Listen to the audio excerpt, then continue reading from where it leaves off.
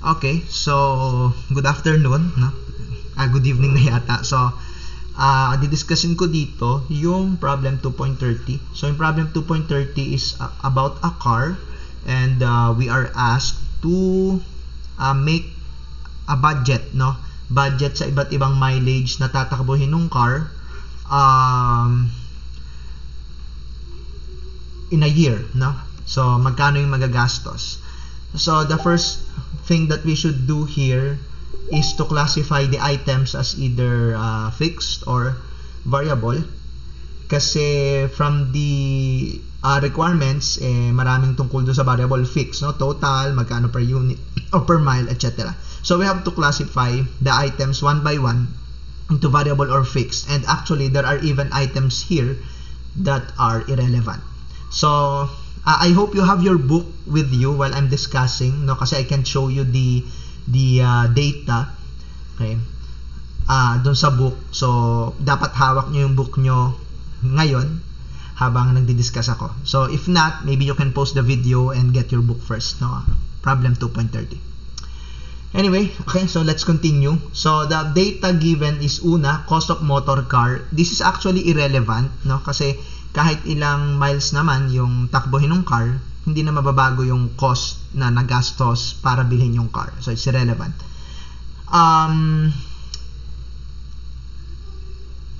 Yung trade-in price after 2 years or 60,000 miles is expected to be 1,500.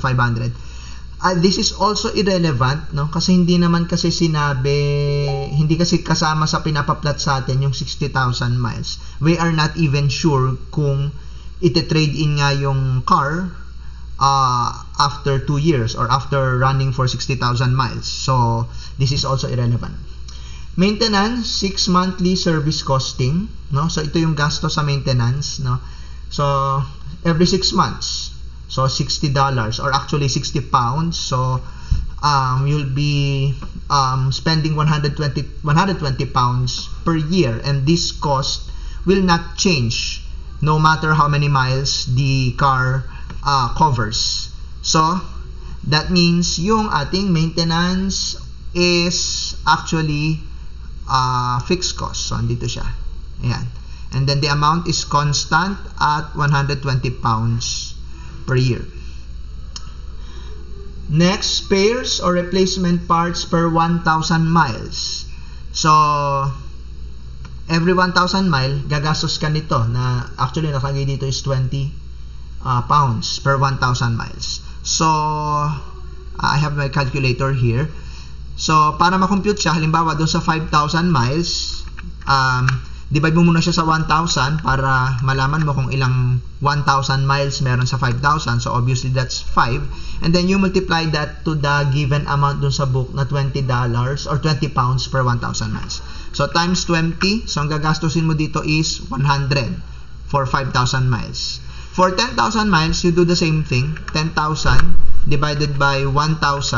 So, you have 10 sets of 1,000 miles doon sa loob ng 10,000. Then, you multiply that to 20 pounds. So, times 20. So, you'll be spending $200. So, obviously, this is a variable cost, no? So, tumataas siya habang dumadami yung mileage. So, we classify that as a variable cost. So, we put it here. Spare parts, replacement parts per 1,000 miles. So, ito yung dalawa nating na-compute kanina, yung 100 and 200. We can continue with the 15,000. 15,000 divided by 1,000 miles. So, 15 times 20. So, you'll be spending 300 pounds for spare replacement parts if you're gonna cover 15,000 miles. So, ito yung 300. So, same computation for the 30,000 miles. So, you'll get 600. Next, vehicle license per annum. So, fixed ito, no? Kahit ilang miles yung takbuhin mo per year, hindi naman mababago yung gagastusin mo na license per annum. So, we put that under the fixed cost. So, the amount in all cases is 80 pounds. Insurance per annum, same with vehicle license per annum. Hindi naman siya mababago kahit ilang miles ang takbuhin mo. So, that's fixed. So, we put it under the fixed cost. And then the amount is fixed no matter how many miles you cover at 150 pounds. Tire replacements after 25,000 miles, 4 at 37 pounds and 50 cents each. So, magagastos mo lang to pag umabot ka sa 25,000 miles. So, ang mangyayari dito, actually this is a fixed cost, no? Kasi hindi mo siya pwedeng sabihing variable kahit ba nagbabago siya na actually ang amount niya is tire replacement for after 25,000 miles. Sorry for my wrong spelling here. Ano lang ha, baguhin muna natin. Replacement, okay. So, yung amount niya for 5, 10, and 15 is 0. No? Kasi ma-incur mo lang naman to pag lumampas ka ng 25,000 miles. So, meron lang amount siya sa 30,000 miles because, of course, 30,000 is more than 25,000 miles. And the amount is 150 pounds. Even if nagbabago siya, no, from 0 to 150, hindi po yan variable cost. No? Kasi we define variable cost as something, no, a cost that changes proportionally, no, in relation to the amount of activity or change in activity. Hindi po pwedeng variable cost to kasi tinan nyo po dito, no, from 5 to 10,000 miles, na doble yung mileage pero hindi naman na doble yung amount. So hindi siya variable cost. So this is actually, if we only have two choices between variable and fixed cost, this item is more of a fixed cost. Okay, so we put it under the fixed cost group. Next, petrol per gallon. According to the book, it's 1 pound and 90 cents per gallon. And then, ang sabi, average mileage from 1 gallon is 25 miles. Pag sinabi pong mileage, ibig sabihin, ilang milya yung matatakbo mo kung ang karga ng iyong tangke is 1 gallon of petrol. So, this is a variable cost, no? Siyempre, habang dumadami or as the number of miles increase, so is your expense for petrol. So, this is a variable cost. So, we put it under the variable column or variable group. So, how do we compute? Let's have our calculator again. For example, sa 5,000 miles, i-divide mo muna siya sa 25, no? Kasi ang mileage kasi, 1 gallon is to 25 miles. So, 5,000 miles, ilang 25 miles meron dyan? So, you have 200 and then you multiply that to 1 pound and 90 cents to get the cost of petrol, 380. So, ito yung 380 natin. Next, let's try sa 10,000. So, yung 10,000 miles, i-divide mo kung ilang 25 miles meron dyan. So, that means you will need 400 gallons of petrol for 10,000 miles. And magkano per gallon? 1.90. So, you multiply. 400 times 1.90, 760. Same logic for 15,000 and 30,000 miles. So, ito yung mga makukuha mong amount dyan. So, we have already completed or we are already done in classifying the cost. So, what we will do now is to get the totals. So, total mo lang yan. May calculate ka naman. Okay, total, there. Okay? And then, for the total cost, you only add the two costs. No? Yan, i-highlight ko ng yellow. Yan. Add mo lang yung dalawang yan. No? So, you'll get the total cost here. Same logic dun sa na ibang columns. No? Pag-addin mo lang yung total variable cost and total fixed cost. No? So, makuha mo yung total.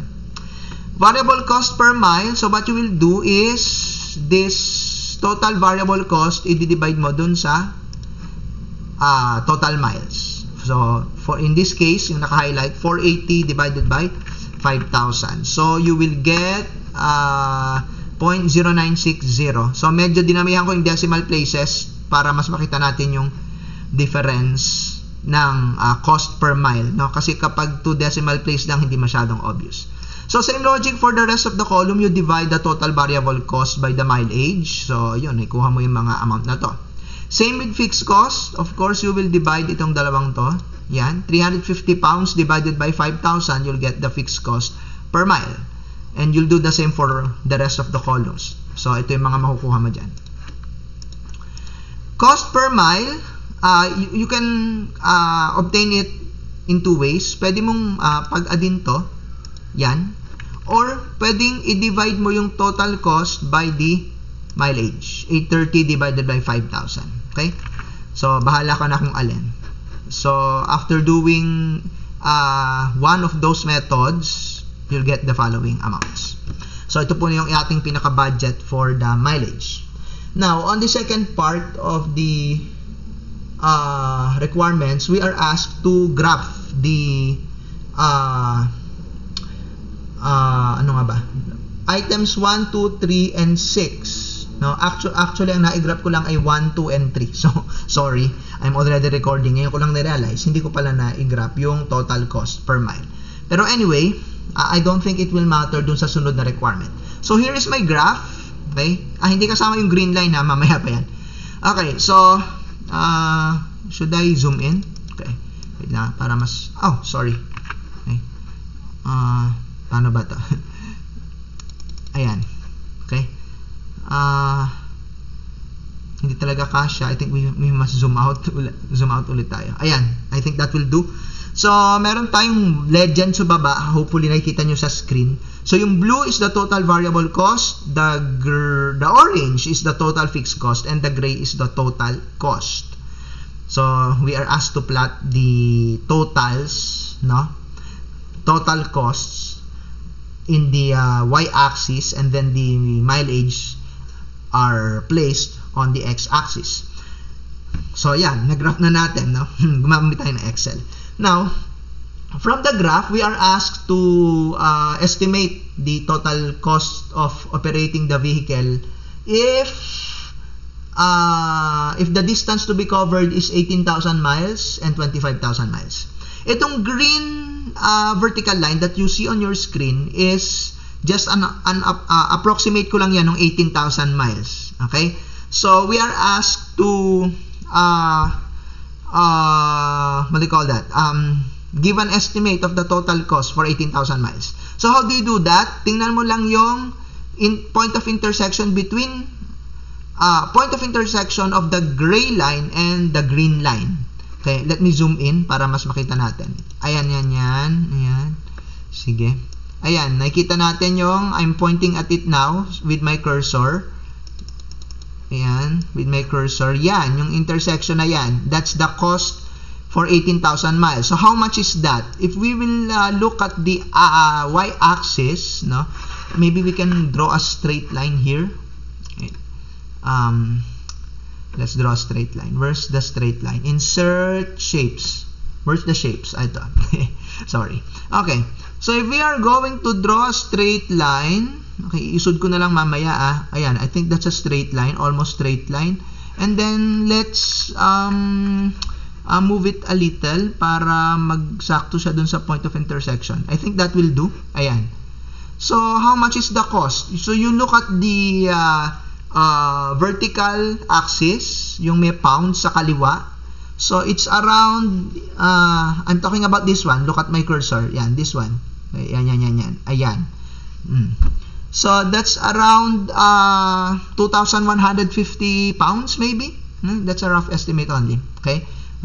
Anyway, yun lang naman yung hinihingi sa atin nung problem. So, at 18,000 miles, the approximate cost of operation is around 2,100 pounds. For 25,000 miles, let me zoom out and erase this line.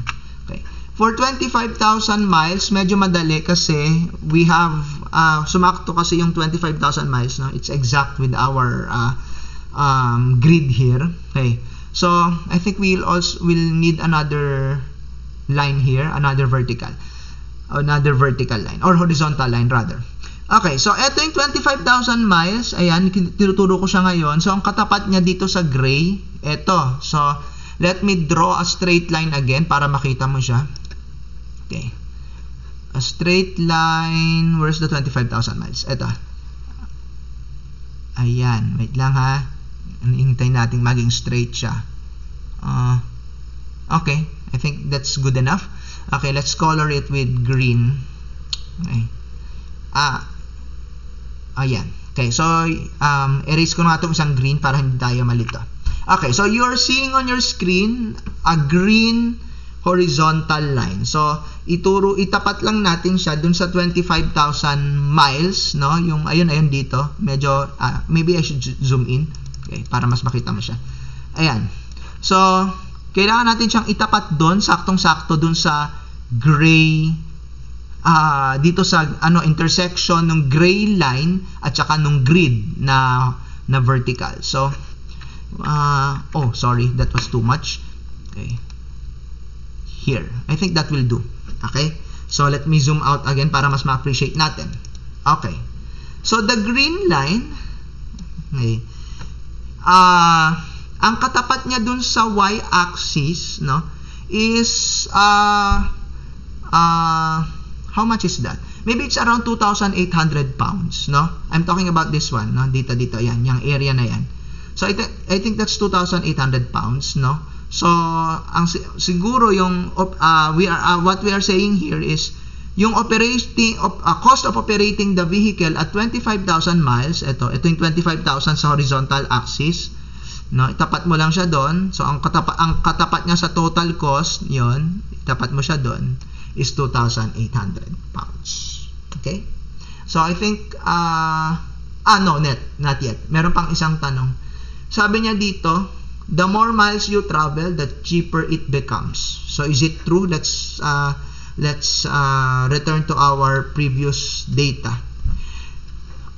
Okay, para malaman, ang tinutukoy kasi doon is yung cost per mile. I'm highlighting it now. Ayan. Let me highlight it in yellow. Okay. So, is it true that the more miles you travel, the cheaper it becomes? Well, in terms of cost per mile, it is true. No, so from, as you can see in your screen,